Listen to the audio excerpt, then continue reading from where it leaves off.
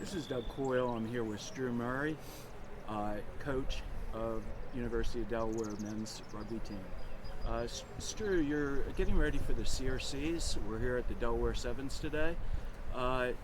Last year you won the Philadelphia division. You advanced to the men's 2014 bracket. What can we expect from Delaware at the CRCs this year? So it's tough to say. We haven't had a whole lot of tournament time this spring with weather and cancellations, but I think we're in 7 of the 12 who played last year will be going back, and then we've got a bunch of freshmen and sophomores to make up the 12. So I think we're capable of being good, but when you're inexperienced, I think it's difficult to know what it's going to be. We've got tournaments the next 3 weeks, so that'll definitely put us in a good position. Then you only have 1 week off before CRC, so we should be as good as we can be by the time we're heading into it. But I also think that we're likely, as the winner of the Philly division, to be in an incredibly difficult pool. We're definitely going to get one of the top teams, and I think that's a great opportunity. But it's also a way to show the guys that they're going to sort of have to step up. I think we're capable. If we stay healthy, definitely we'll be competitive. And we'd expect to win a couple of games, and challenge for stuff on the second day.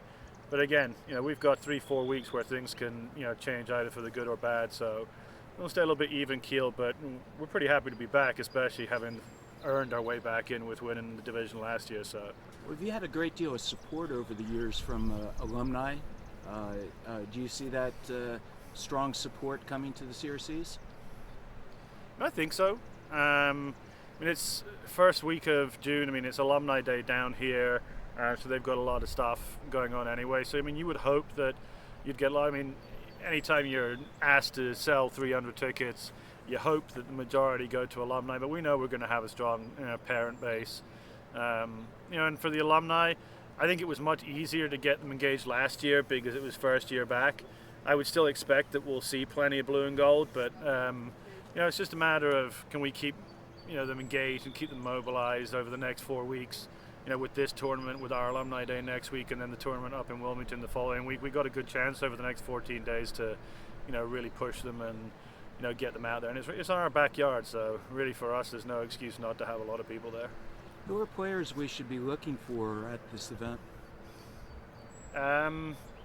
For us, it's pretty easy to say that we're kind of looking across those guys who were here last year.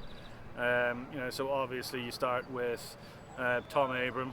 I think he was one last year. Who certainly contributed and has contributed all year this year. I think Grayson Haynes is another one.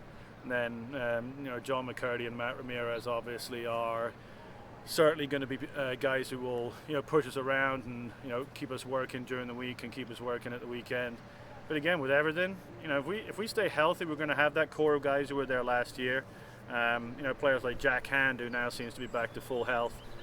They're all critical because we may not have the 12 deep that some of the other teams do, but our top 9 or 10 will be competitive. So I would say those are guys that we'll definitely rely on. And you just hope that they can handle that stress and kick on. Now going into the fall, you're going into a new conference. Yep. I've seen you had a number of new recruits coming. Yep. Can you tell us about the New Liberty Conference and some of your recruits? Yeah. So conversation sort of started, in the fall with we had to do a lot of travel.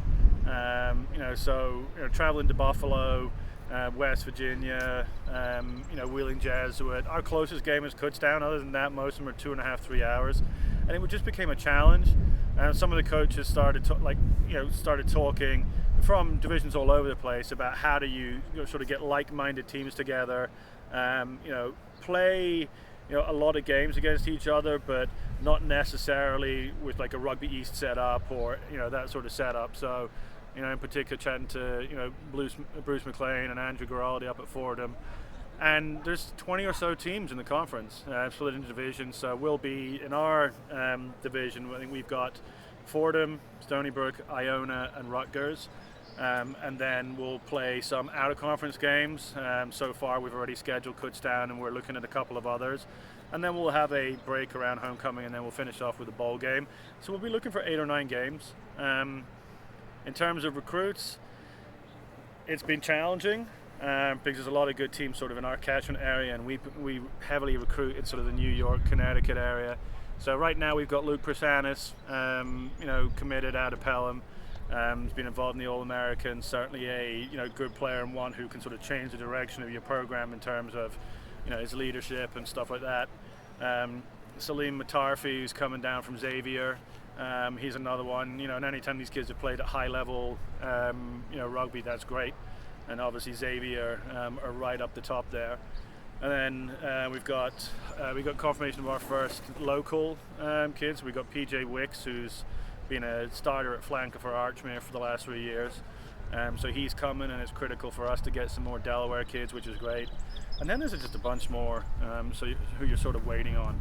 And that's the challenge. We've got a lot of kids, waitlisted, still waiting to find out if they're going to get on. But it's been a process. We've been engaged with probably 20 or so kids.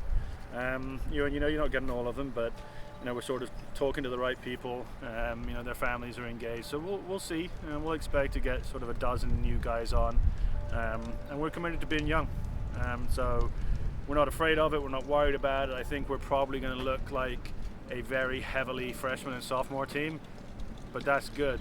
2 years off campus. At some point in time, you've got to pull the Band-Aid off and fully rebuild, and I think that's where we are. And it'll be positive going forward. So we're looking forward to it. Well, I wish you luck with the rest of the 7th season. Thank you. And good luck as you enter the fall. Appreciate it. Thanks, Doug. Thanks.